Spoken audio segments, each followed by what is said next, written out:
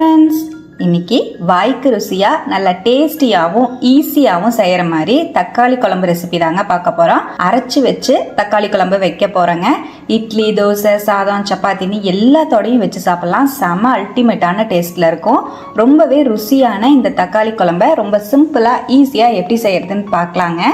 தக்காளி குழம்பு செய்யறதுக்கு ஃபர்ஸ்ட் சட்டியில் 1 டீஸ்பூன் ஆயில் சேர்த்துக்கலாம். 1 டீஸ்பூன் ஜீரகம், 1/2 டீஸ்பூன் குருமிளகு ஆட் பண்ணிக்கலாங்க. 7-8 பூண்டு, 1 இன்ச் இஞ்சி ஆட் பண்ணிக்கலாம். 1 கை அளவு வெங்காயம் சேர்த்துக்கலாம். நான் சின்ன வெங்காயம் சேர்த்திருக்கேன். நீங்க பெரிய வெங்காயமா இருந்தா 2 பெரிய வெங்காயம் ஆட் பண்ணிக்கோங்க. நல்லா வதக்கி விட்டுக்கலாங்க. வெங்காயம் நல்லா டிரான்ஸ்பரண்ட் ஆகணும். இப்ப நல்லா வதக்கி விட்டுட்டேன். வெங்காயம் பாருங்க நல்லா டிரான்ஸ்பரண்ட் ஆயிடுச்சு. இதோடவே 1 டேபிள் ஸ்பூன் கொத்தமல்லி விதை சேர்த்துக்கலாம். 7-8 வரமிளகா சேர்த்துக்கிறேன். நான் சின்ன மிளகாவா இருக்கிறனால 7-8 சேர்த்திருக்கேன். நீங்க பெரிய மிளகாவா இருந்தா உங்க காரத்துக்கு தகுந்த மாதிரி ஆட் பண்ணிக்கோங்க. மிளகாவையும் சேர்த்து நல்லா வதக்கி விட்டுக்கலாம். மீடியம் ஃப்ளேம்ல வச்சு நல்லா ஒரு 2 செகண்ட் வதக்கி விட்டுட்டு இதோடவே 1/2 கப் அளவுக்கு துருவின தேங்காய் சேர்த்துக்கலாங்க. நல்லா வதக்கி விட்டுக்கலாம். தேங்காவோட ஈரத்தன்மை எல்லாம் போயிட்டு நல்லா வாசம் வர ஆரம்பிக்கணும். அந்த அளவுக்கு வதக்கி விட்டுக்கலாங்க. இப்போ தேங்காவை சேர்த்து ஒரு 2 நிமிஷத்துக்கு நல்லா வாசம் வர மாதிரி வதக்கிட்டேன். தேங்காவோட நிறமும் நல்லா சேஞ்ச் ஆயிருக்கு பாருங்க. இந்த அளவுக்கு வதக்குனதுக்கு அப்புறம் ஒரு 1/4 டீஸ்பூன் மஞ்சள் பொடி சேர்த்துக்கலாம். நல்லா கலந்து விட்டுருவோம். அவ்வளவுதான். இப்ப நம்ம வதக்கி வச்சிருக்கிற தேங்காய், வெங்காயம், பூண்டு எல்லாத்தையும் தனியா ஒரு பிளேட்டுக்கு நான் மாத்தி வச்சுக்கிறேங்க. நல்லா ஆறட்டும்.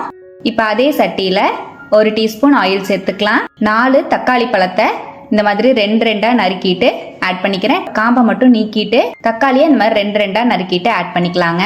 பெரிய தக்காளியா இருக்கிறனால 4 தக்காளி சேர்த்திருக்கேன். சின்னதா இருக்கிற மாதிரி இருந்தா நீங்க ஒரு 5-6 தக்காளி பழம் ஆட் பண்ணிக்கோங்க. நம்ம செய்ய போற குழம்பு ஒரு 5-6 பேர் தாராளமா சாப்பிடலாம். தக்காளியையும் சேர்த்து மீடியம் ஃப்ளேம்லயே வச்சு நல்லா வதக்கிக்கலாம். தக்காளியோட தோல் எல்லாம் சுருங்கி நல்லா சுருண்டு வதங்கி வரணும். இப்ப பாருங்க மீடியம் ஃப்ளேம்லயே தக்காளியை நல்லா வதக்கிக்கிறேன். திருப்பி விட்டு நல்லா வதக்கிக்கலாம். தக்காளி இந்த அளவுக்கு சாஃப்ட் ஆனதுக்கு அப்புறம் வெளியே எடுத்துக்கலாங்க. ஒரு 2 நிமிஷம் அப்படியே தக்காளியை நல்லா வதக்கிட்டேன். மேல் தோலெல்லாம் பாருங்க நல்லா சுருங்கிடுச்சு. இப்ப வதங்கின தக்காளியை நம்ம வெளியே எடுத்துடலாம். வெளியே எடுத்துட்டேன். மிக்ஸி ஜார்ல நம்ம வதக்கி வச்சிருக்கிற தேங்காய், வெங்காய, பூண்டு மசாலா சேர்த்துக்கலாங்க. இதோடவே வதக்கி வச்சிருக்கிற தக்காளி பழத்தையும் சேர்த்துக்கலாம். எல்லாத்தையும் நான் சேர்த்துட்டேன். நல்லா நைஸா அரைச்சு எடுத்துக்கலாங்க. தேவைப்பட்டா தண்ணி ஆட் பண்ணிக்கோங்க. தண்ணி தேவைப்படாது. இப்ப பாருங்க நம்ம மசாலா நல்லா இந்த அளவுக்கு அரைச்சு எடுத்துக்கிட்டேன். நல்லா நைஸா அரைச்சுக்கோங்க. இப்ப நம்ம மசாலா ரெடி ஆயிடுச்சு. இருக்கட்டும். குழம்பு தாளிக்கிறதுக்காக சட்டியில 1 டீஸ்பூன் ஆயில் சேர்த்துக்கலாம். 1/2 டீஸ்பூன் சோம்பு சேர்த்துக்கலாங்க. நான் சோம்பு சேர்த்து இன்னைக்கு தாளிக்கிறேன். நீங்க கடுகு, உளுத்தம் பருப்பு சேர்த்து கூட தாளிச்சுக்கலாம். சோம்பு நல்லா பொரிஞ்ச உடனே 1 பெரிய வெங்காயத்தை கட் பண்ணி சேர்த்துக்கலாம். 1 கொத்து கருவேப்பிலை சேர்த்துக்கலாம். நல்லா ஃப்ரை பண்ணி விட்டுக்கலாம். நல்லா ஃப்ரை பண்ணிட்டு இதோடவே நம்ம அரைச்சு வச்சிருக்கிற மசாலா சேர்த்துக்கலாம். மசாலையும் சேர்த்து 1 செகண்ட் நல்லா கலந்து விடுங்க. மீடியம் ஃப்ளேம்ல வச்சு நல்லா கலந்துட்டு இதோடவே மிக்ஸி ஜார் அலசி 2 கப் அளவுக்கு தண்ணி சேர்த்துக்கலாங்க. நல்லா கலந்து விட்டுக்கிறேன். குழம்பு இந்த திக்னஸ்ல இருக்கிற மாதிரி நல்லா கலந்து விட்டுக்கோங்க.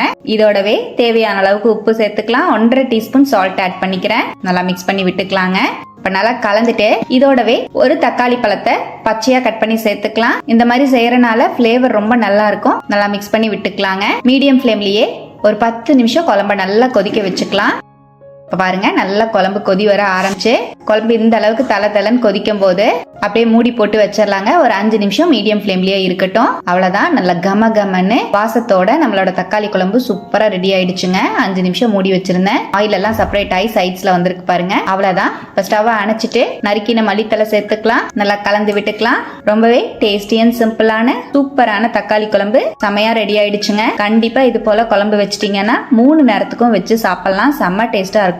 இட்லி, தோசைக்கும் சூப்பரா இருக்கும். சாதத்தோட வச்சு சாப்பிடவும் சூப்பரா இருக்குங்க. சப்பாத்திக்குமே சூப்பரா இருக்கும். கண்டிப்பா இதே போல அரைச்சு விட்ட தக்காளி குழம்ப நீங்களும் ஒரு டைம் ட்ரை பண்ணி பாருங்க. ட்ரை பண்ணி பார்த்துட்டு எப்படி வந்ததுன்னு கமெண்ட்ல மறக்காம என் கூட ஷேர் பண்ணிக்கோங்க. நான் இட்லிக்கு இன்னைக்கு தக்காளி குழம்பு வச்சு சாப்பிட்டிருந்தேன். செம்ம டேஸ்டா இருந்ததுங்க. நம்ம சேனலை இப்பதான் ஃபர்ஸ்ட் டைம் பாக்குறீங்கன்னா சப்ஸ்கிரைப் பண்ணிக்கோங்க. பக்கத்துல இருக்கிற பெல் ஐக்கானை பிரஸ் பண்ணி வச்சுக்கோங்க. லைக் பண்ணிக்கோங்க. ஃப்ரெண்ட்ஸ் அண்ட் ஃபேமிலியோட ஷேர் பண்ண மறந்துடாதீங்க ஃப்ரெண்ட்ஸ். தேங்க்யூ.